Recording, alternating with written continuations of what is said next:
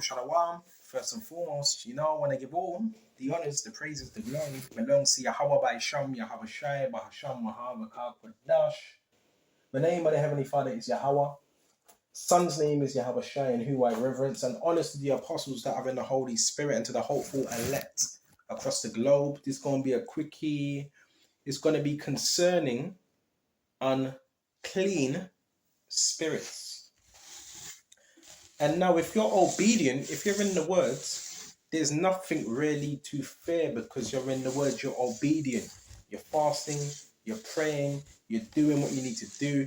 You're not in the flesh as much as you're in the spirit. So you're okay. But we're going to go into this and how it manifests.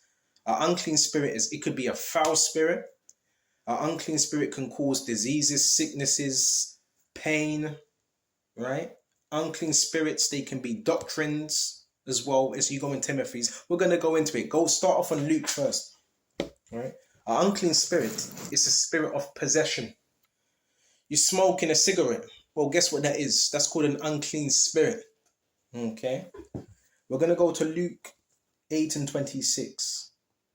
And they arrived at the country of Gadarenes, which is over against Galilee. And when he went forth to the land, there met him out of a certain man, which had devils a long time. So that means he had spirits, right? Messing with him for a long, long time. Okay? And wear no clothes. So this man wasn't even clothed. Neither abode in any house, but in the tombs. So he didn't have no clothes on. And he wasn't in a house. He was by the tombs. The tombs is what? A graveyard where there's spirits. Unclean spirits. When he saw Yahweh, he cried out. So yes, spirits do cry, and fell down before him with a loud voice, said, "What have I to do with thee?" What I have to do with thee, that's like a pushback. So these spirits, they will come with a little bit of intimidation because they don't want to be cast out. So if you're a man of faith, yeah, them spirits, of course, they know you're there, but they don't want to be cast out. That's why they said, "What have we to do with thee?" In other words, in English, go away, sling your rook. So they do put up a fight. Yahweh Shai, thou Son of God Most High. So they know that Yahweh Shai, they say Jesus, I call him Yahweh Shai, thou Son of God the Most High. So they know. The spirits know the elect because they know Yahweh Shai. "I beseech thee, torment me not." Key thing. He said, "I beseech, I beg." Beseech means beg. I request you. Torment me not. So, you may be in a location, you may be in a certain place, you may be around certain people. A lot of the times, there's going to be a lot of kickback. There's going to be a lot of frustration because them spirits don't want to be tormented, which are unclean spirits. So, you could be around someone and they get triggered. Why? Because it's an unclean spirit that's getting triggered in the individual. That's why it says, "Torment me not." This ain't the person speaking, it's the spirit in the person, because the demons know Yahweh Shai and they know they have a short time to do whatever they're doing in people's vessels. That's why when you're around certain people, they feel tormented. A tormented spirit. What is a tormented spirit? It's a restless spirit, okay? It's a spirit that can't rest. That's called demonic possession.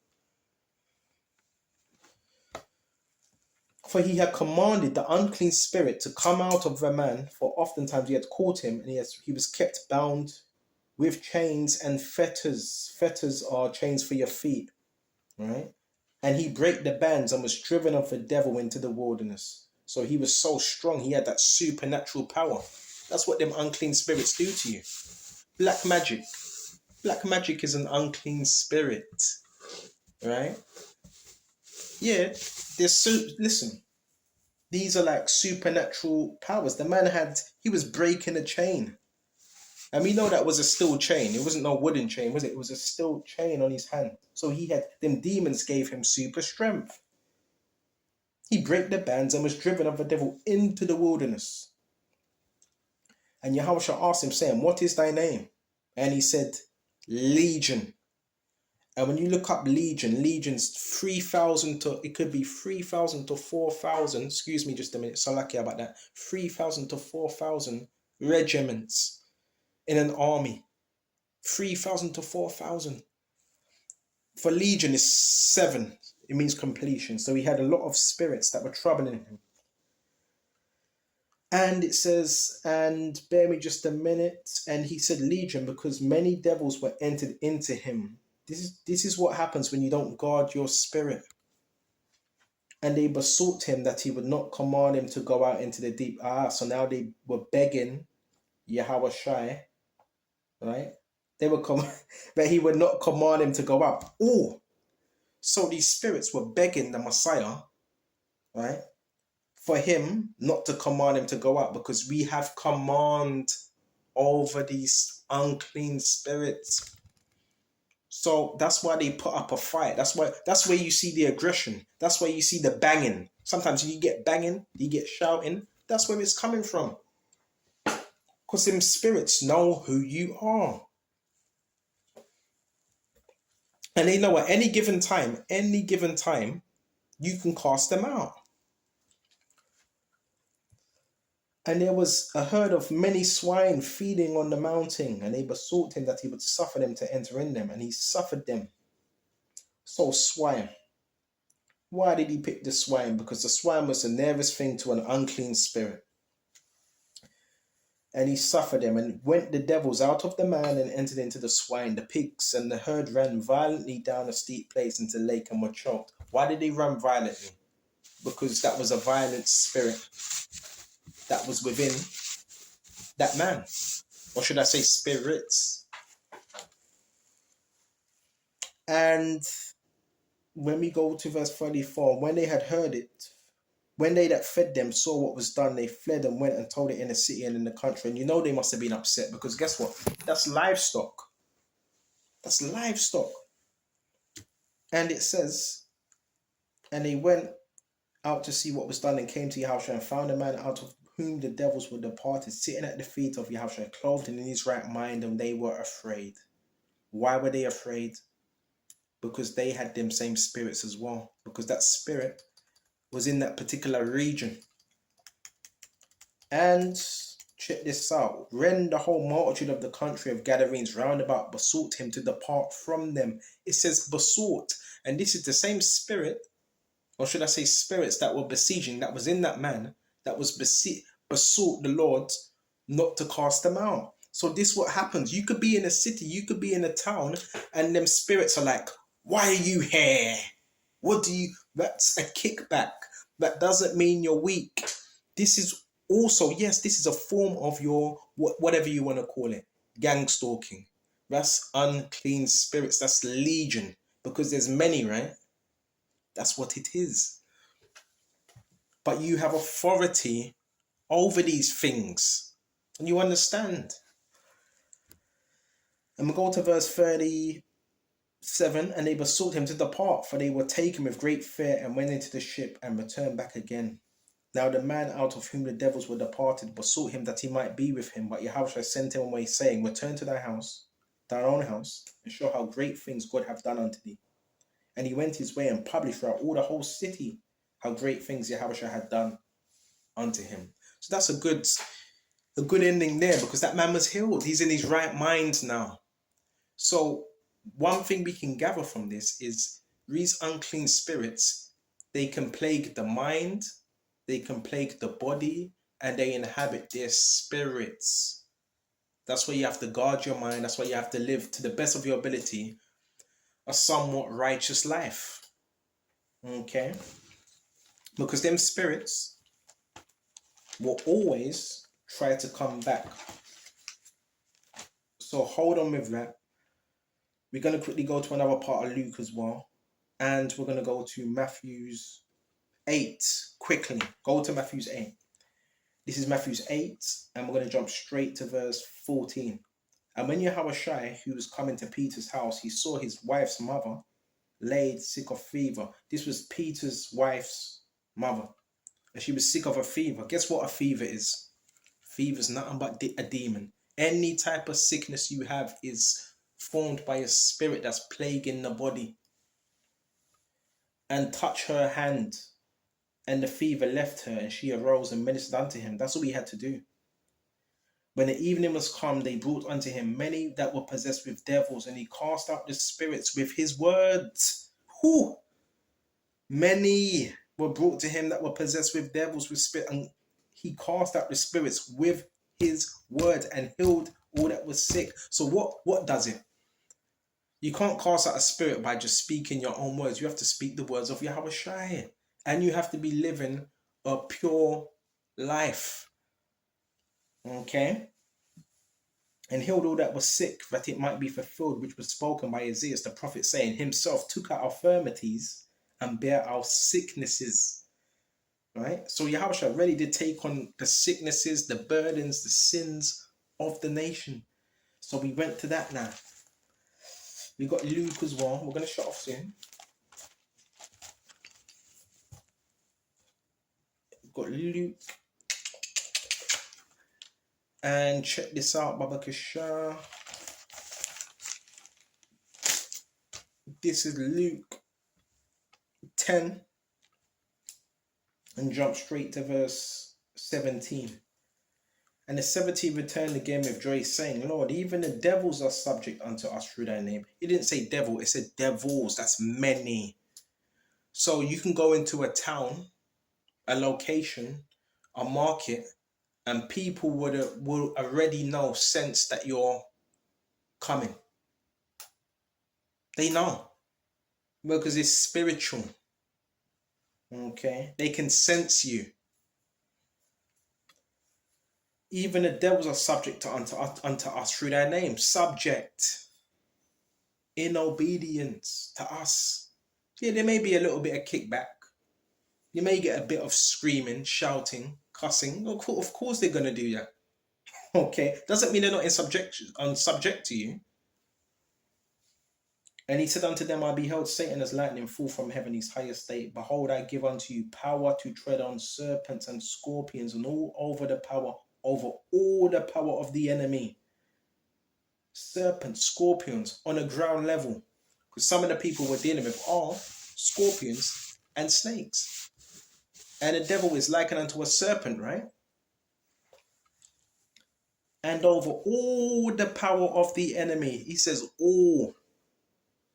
That's why you don't want to get tricked. So if you've been given that authority, I've got something for you as well. Say you have all that authority. Well, guess what the devil would need you to do? He would need to lie to you, convince you he has the authority, and really, because you have the authority, get you to use your authority to fit his means. Satan, the devil, only deals with consent, lies. Okay? And it says, over all the power of the enemy, and nothing shall by any means hurt you. Notwithstanding in this, rejoice not that the spirits are subject unto you, but rather rejoice because your names are written in heaven. So the whole thing is, you don't go out there boasting and saying, yeah, spirits, demons, I've got them in subjection. No, that's not the boasting. It's good.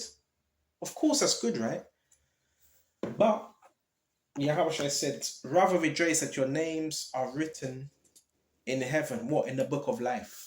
Because that's more important. Why? Because when you go to another chapter, what did Yahweh say?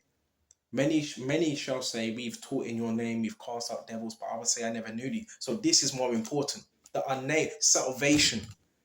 And the rest just comes with it. If you're doing what Yahweh is saying, you're obedient, the rest is just going to fall into line. Right? Just your presence alone disrupts demons.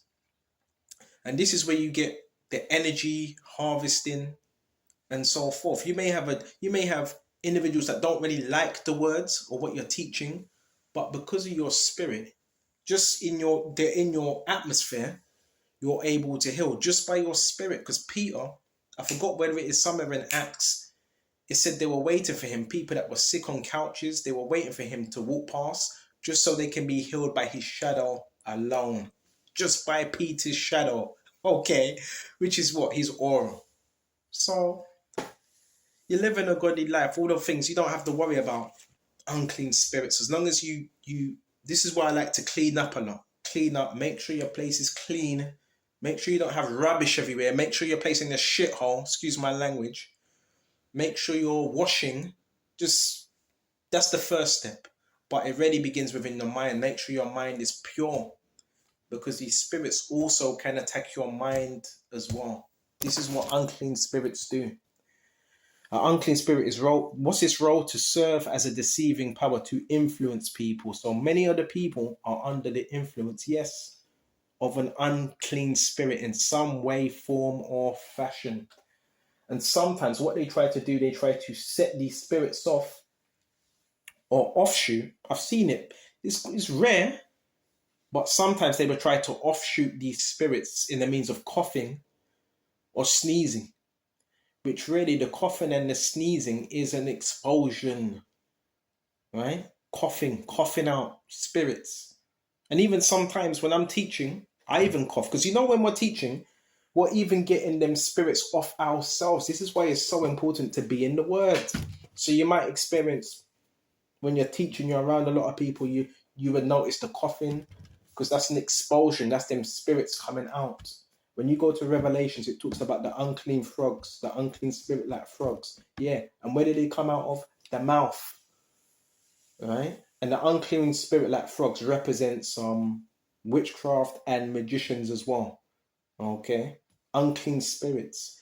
They work miracles. So these unclean spirits, they have deceptive powers as well. And they do attack. But when they attack, what do we have? We have the words. Okay? That's what we have. So I hope we have Yahushua.